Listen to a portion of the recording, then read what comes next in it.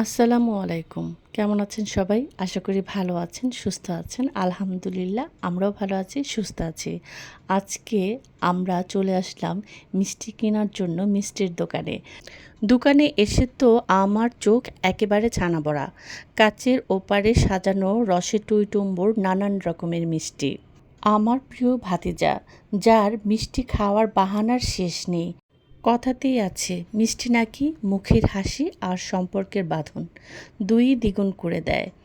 আর আমার প্রিয় ভাতিজার মিষ্টির প্রতি ভালোবাসা কতখানি তা আর নতুন করে বলার কিছু নেই।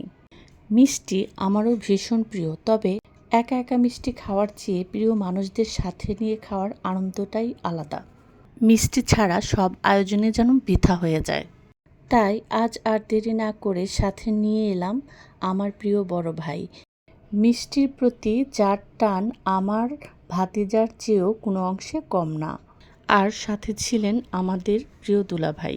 এত লোভনীয় সব মিষ্টি দেখে দিশেহারা অবস্থা, কোনটা রেখে কোনটা নেই।